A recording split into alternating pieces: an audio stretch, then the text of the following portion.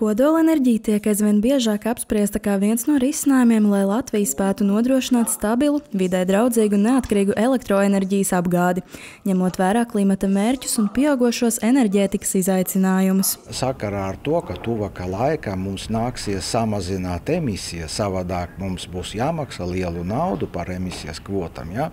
Es neredzu nekādu citu iespēju, kā attīstīt kodolenerģētiku. Tāpēc, ka paļauties tikai uz saule, vēju un biomāsu, tas nebūs pavisam droši. Pirmkārt, saule un vējš nav regulējama enerģijas avoti. Savukārt biomasa neuzlabo gaisa kvalitāti un visticamāk tuvākajā nākotnē tiks pakļauts stingrākai regulēšanai. Hidroenerģija, protams, ir Latvijā pieejama un kalpo kā nozīmīgs atbalsts, taču ūdens daudzums Daugavā ir ierobežots un atkarīgs no dabas apstākļiem. Līdz ar to arī uz to nevar pilnībā paļauties. Ņemot vērā tā, ka mēs tuvākā nākotnē gribam attīstīt elektromobilitāti, bezemisijas, apkure avoti un tā tālāk, mums būs nepieciešams vairāk un vairāk elektrības. Ja? Līdz ar to es uzskatu, ka kodolenerģija Latvija ir liela nākotne. Kodolenerģijā ir pēdējos gados bijušas fantastiskas tehnoloģiskas lēcieni, un tas nozīmē, ka mums ir jāatver galds, mums ir jāatgriežas un jāpārskata par to, vai tas mums der.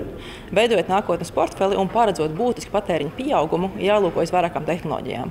Un šie SMR, jeb mazie modulāri reaktori, dod iespēju kļūt par kodola valsti arī ar mazākiem apjomiem, kas būtu atbilstošāks mūsu portfelim.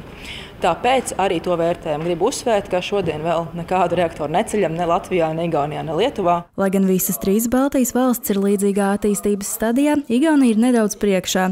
Pērn Igaunijas parlaments atbalstīja kodolenerģijas programmas uzsākšanu un gada beigās tika izveidota darba grupa tās īstenošanai. Šī gada 14. janvārī uzņēmums Fermi Energy iesniedza pieteikumu kodola spēkstacijas vietas izvēles un plānošanas sākšanai. Šeit ir administrācijas un apmācību centrs, kamēr daļa būvnieku vada elektrostaciju, citi nepārtraukti piedalās apmācībās, kas ir ļoti būtiskas. Tāpat objektā atrodas arī atkrituma apsaimniekošanas zona, apakšstacija un galvenie reaktori. Viss ir ļoti kompakti un katrs reaktors ražo 300 kW uz vienību. Jau tuvākajās nedēļās Igaunijas valdība uzsāks kodola spēkstacijas plānošanas procesu, par ko valdībā panākta politiska vienošanās. Attīstība tiek mērķtiecīgi virzīta, fokusējoties uz vienas konkrētas tehnoloģijas izvēli.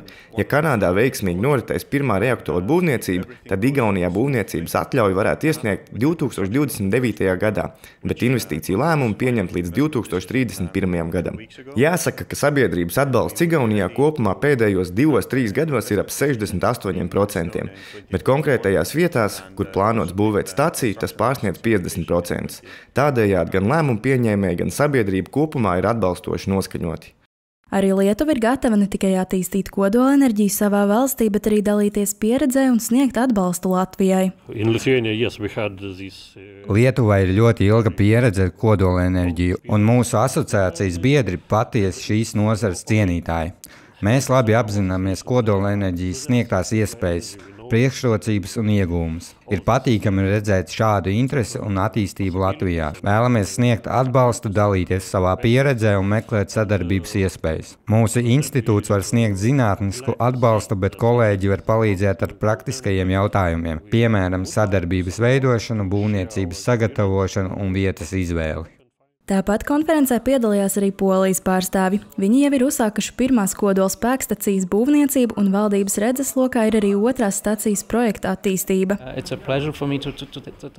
Priecājos piedalīties šajā pasākumā. Tas ir patiešām interesants. Ļoti vērtīgi ir apmainīties ar viedokļiem un pieredzi ar Latvijas kolēģiem, kuri šobrīd apsver kodolenerģijas projektu īstenošanu. Starp mūsu valstīm ir redzamas līdzības. Arī Latvijā daļa elektroenerģijas joprojām tiek ražot no fosilajiem resursiem. Ņemot vērā dekarbonizācijas mērķus un Eiropas Savienības klimata politiku, ir skaidrs, ka jāvirzās uz tīrākiem enerģijas avotiem.